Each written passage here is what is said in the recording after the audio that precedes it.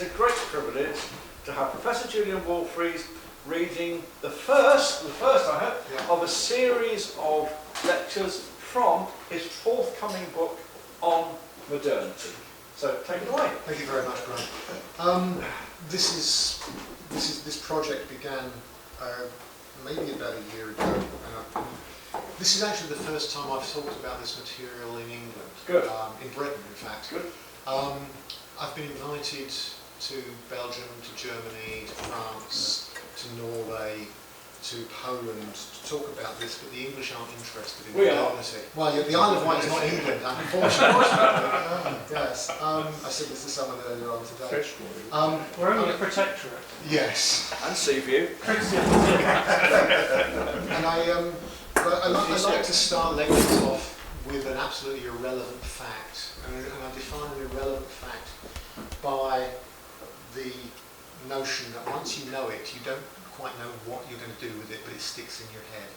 And my irrelevant fact for today is that every year in the United States, 300 million golf balls go missing.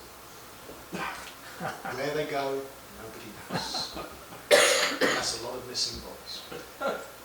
Put it down to the early They'll ones. probably use them to build the wall between Mexico and the USA. I want to talk about modernity, and I want to try and begin to define modernity. As I said, this is part of an ongoing project which will become a book. And over the course of the lectures here at Dimbola over this year, I'm going to be working through some of the ideas from the chapters. But in order to begin with modernity, I want to define it in relation to two other terms, one of which is regionalism or regionality, as opposed to national identity. And I also want to define modernity in terms of who we think we are, how we feel we fit as regional people, as people who belong to communities and to societies, how we feel we fit within this general notion of modernity. Now, modernism is generally agreed upon. There are boundaries which more or less move in terms of modernism, but we think we know modernism as an aesthetic, cultural, artistic movement from somewhere in the 1890s, 1880s through to the 1930s, and it includes Woolf, it includes Joyce, T.S. Eliot, Ezra Pound, and so on and so forth. Schoenberg as a German composer, expressionist film in Germany first of all, and then the diaspora of German Jewish filmmakers to Hollywood, Fritz Lang, Billy Wilder, and so on and so forth. And in fact, the earliest use of the term modernism that I've found appears first of all in the 1870s in Central America as a definition of an architectural movement, modernismo.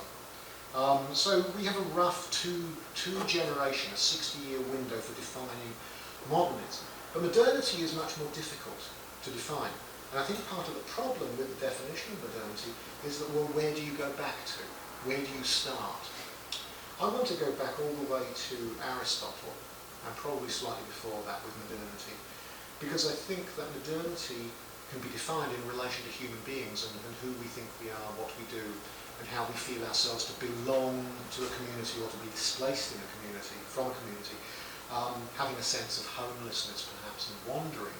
We can go back to the ability to journey, Homer, the Odyssey, Ulysses or Odysseus, going out into the world, travelling, looking for a home, looking to return home. And on the other hand, by technology. Now, technology is, what do I mean by technology? Well, one of the things that I want to define as technology is everything that we do which makes it easier in positive and negative ways to impact upon our world. So we invent writing implements. The very first writing implements are a form of technology. And technology then becomes something which can send a signal, can transmit to somewhere else. If I stand in this room and I open the window and I shout, people are going to hear me for a couple of 100 yards. Beyond that, people are not going to hear what I've got to say, which is so important. So I write it down, and I can send it in a letter, I can print it in a book, I can send it via email. So modernity and technology means that my voice can be heard 1,000,000 miles away, 1,000 miles away. The ultimate use of modernity, of technology in modernity, is currently out there on Galileo, flying through space outside of our universe now, with recordings of Robert Johnson and blind Lemon Jefferson and Billie Holiday, things like this. So here is someone who is already dead, someone who is travelling out to space, through space and time, and it's still there. So this is what technology does. It disembodies the subject, it disembodies us, but it means that we can continue to be heard after we're dead or across endless spaces, potentially endless spaces. So if we wish to talk about technology as that which announces modernity or goes hand in hand with the advent of modernity, we have to recognise that technology is at least as old as any expression of civilization. Spears, sticks, which we use as tools, writing implements again, writing itself as a form of transmission from one place to another. The Trojan horse, this is another example. And the Trojan horse is really, I would want to suggest, the first weapon of mass destruction. It's the first device that delivers death in a particular way. It delivers a message, and the message is, you're going to die. It's black ops, it's covert forces. And the Greeks and the Trojans invent all of this, along with writing, along with modern thought, along with various other tools. So the kind of technology I'm defining, all of these different categories of positive and negative definition, are what I want to call tele-technology. Now, tele simply comes from the Greek meaning far away. So technology is that which can deliver something from one place to another, and you don't need even to go with it. The postal system is a tele-technology. Television, the internet, these are all forms of tele-technology. Telegrams are one of the earlier electrical forms of tele-technology. At the height of the postal and telegram system in London, there were 19 deliveries a day. So you can imagine that while we think it's wonderful that we can use email and we can deliver backwards and forwards all the time, this is nothing new. People have always found a way to be in touch and to create a sense of constantly being in touch and being available in various ways.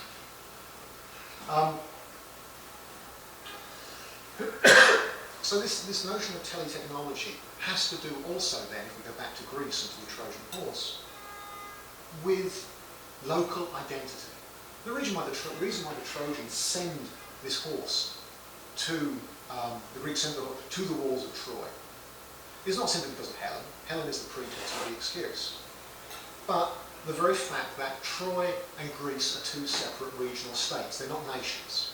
So modernity is actually older than the nation. Modernity is something that has been around as long as there have been communities that want to define themselves against one another.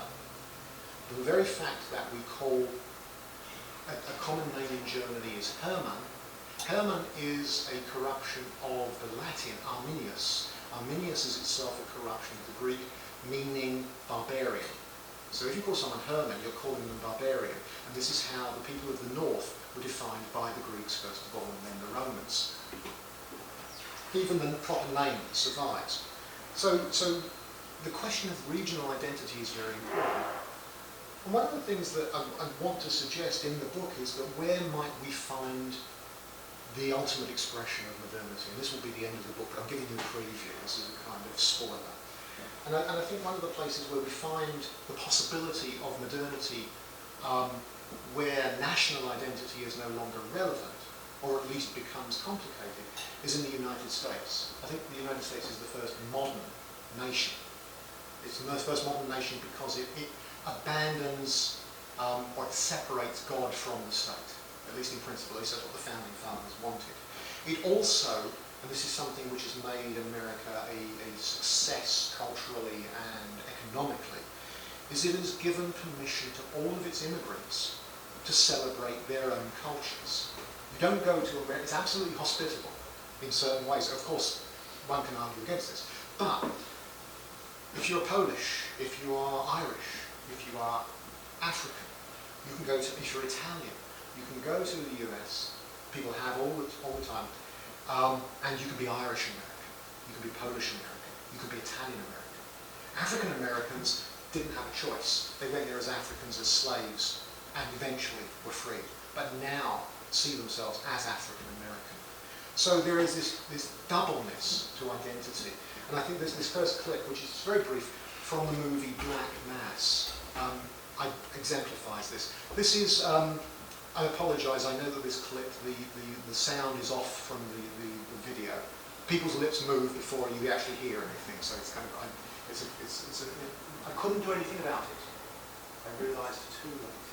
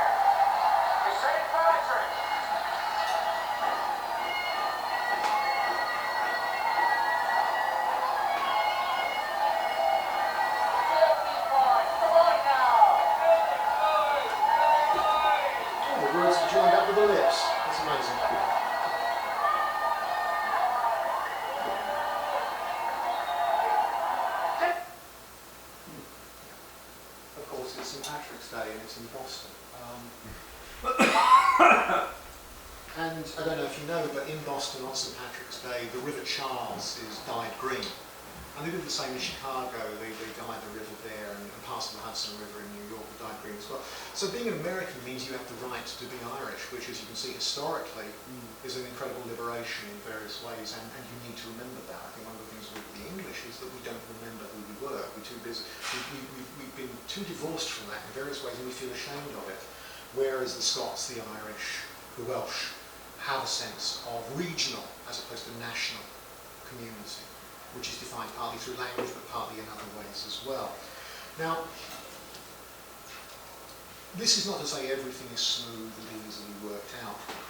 And I've got various examples of what goes on in terms of the relationship between human beings, individuals, in communities, what I want to call the subject, because we are subject to laws, we are subject to forms of thought. We become subjectified by these. And we think of ourselves in ways that are always inflected through ideology, philosophy, culture, and history.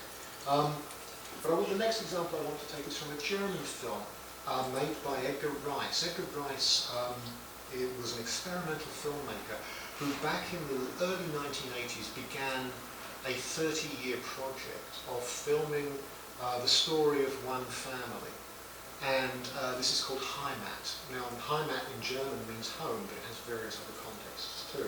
And the title is ironic, because on the one hand, it means home. It means what you long for, it means what you work for, and what you would defend. But at the same time also, there is a romantic sense of what Heimat is, which is that it is something we never can attain because we've been moved out of Eden, we've been moved away from who we are, we've been moved off the land. And so there is this longing, this desire to return to where we come from. And the Germans have a word for this, Sehnsucht. It's not nostalgia. Sehnsucht is this sense of longing, of yearning, of wanting to be complete again, of wanting to be back in touch with the earth. And being part of nature and part of the landscape once again. It's a very ecological form of thought. But the film that Rice made, actually 4 films now. There is the first Heimat covers the years 1900 to the 1970s. Heimat 2 covers a decade in the 1960s from 1958 and the advent of rock and roll and the first appearance of Kennedy on the world stage, through Kennedy's assassination to the student riots in Germany and in Paris and elsewhere. And all again, this is all centred around one family, the Simon family. And the third film involves one of the characters who's been in all 3 films, returning home. He's now a successful composer, and he moves back to the part of Germany where he came from and his family came from for generations before. This is an area called the Hunsrück. The Hunsrück is in the south southwest, middle to southwest. It's a wine-growing region. It's where the Rhine flows through. And it abuts France, it abuts Alsace, Lorraine, and borders have been moved variously over different centuries depending on which army was fighting which. So there is about the Hunsrück both a sense of identity that is regional, and the Hunsrück defines itself as against a German national identity. Hunsrückers even have their own, not only their own dialect, they have their own language, which is based in German but has significant differences. And we see the way through these films how this one family, this one village in the Hunsrück become affected by the outside world through war, through forms of technology. And the first thing I want to show, the two principal forms of technology are the car and radio.